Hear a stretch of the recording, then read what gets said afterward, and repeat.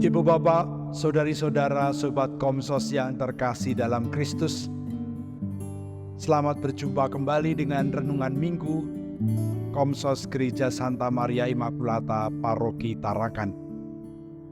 Kita hari ini memasuki Minggu Prapaskah yang pertama. Selama masa Prapaskah ini, kita diajak untuk berrekoleksi atau retret panjang,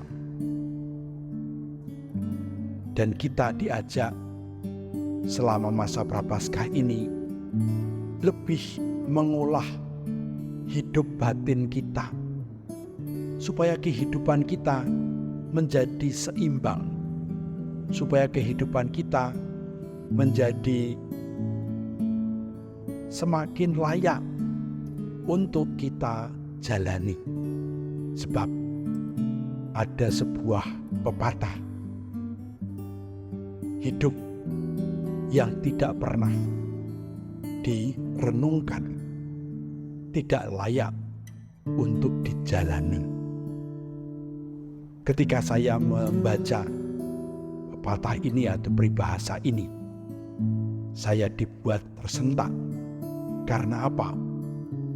Karena memang kalau kita sibuk terus-menerus dengan aktivitas kita sehari-hari, tidak ada waktu bagi kita untuk duduk diam. Yang sering terjadi ketika kita duduk diam, kita ngantuk dan kemudian tertidur. Begitu bangun, badan segar, kita beraktivitas lagi. Dan terus terulang setiap hari seperti itu. Bacaan Injil pada minggu pertama Prapaskah ini diambil dari Injil Markus bab 1 ayat 12 sampai dengan 15. Kutipan ini pendek, tapi merupakan suatu ringkasan dari peristiwa yang boleh dikatakan penuh makna.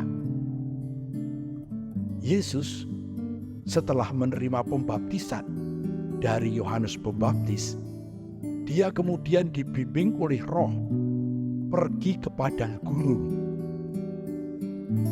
Di sana dia menyepi, di sana dia berpantang dan berpuasa, dan di sana dia kemudian digodai oleh iblis. Tidak seperti penginjil yang lain. Markus memberitakan peristiwa itu begitu ringkas.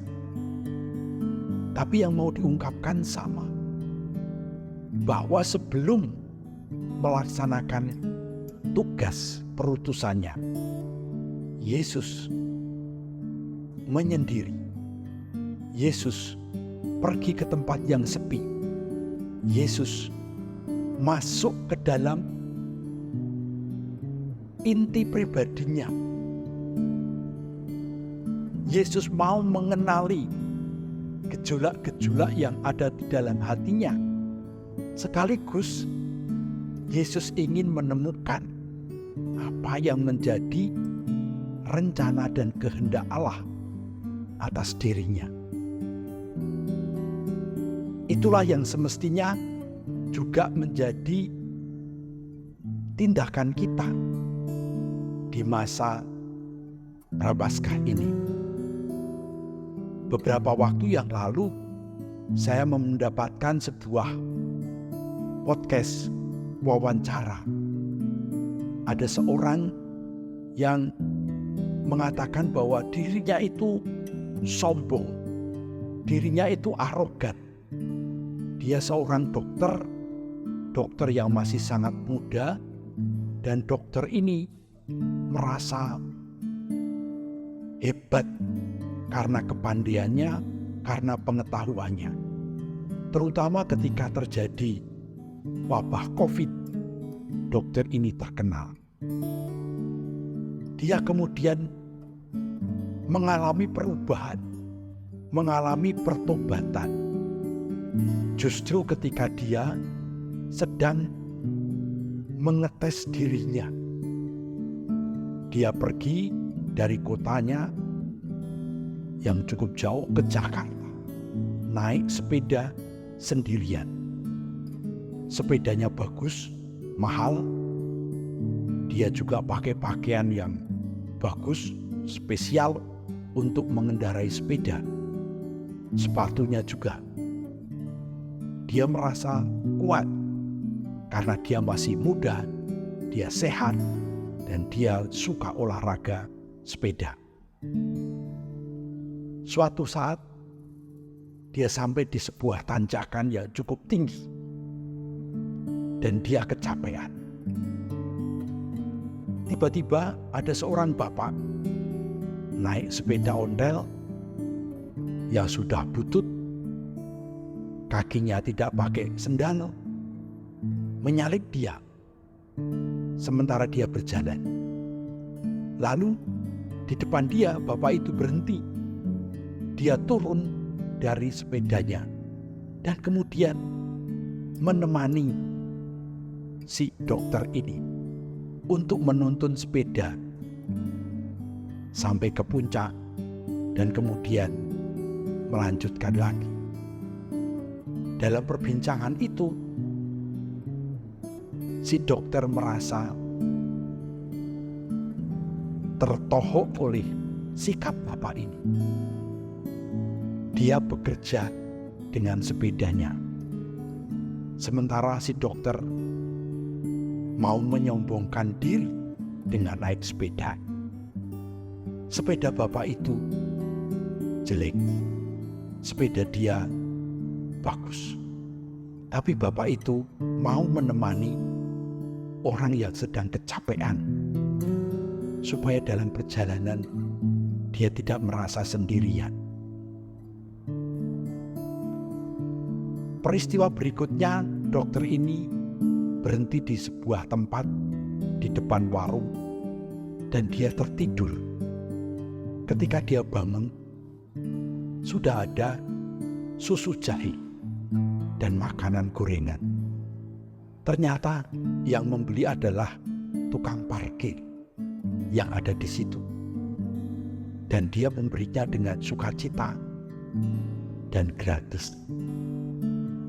Ketika orang ini, dokter ini, mau memberi uang kepada tukang parkir itu, dijawab, "Mas, kebaikan tidak selalu harus dibalas dengan uang." Dia sekali lagi merasa tertohok oleh jawaban tukang parkir.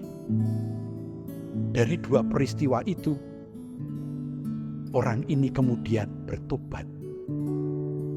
Dia sungguh-sungguh merasa bahwa perjalanannya dari Jogja sampai ke Jakarta menjadi sebuah perjalanan refleksi yang mengubah dia.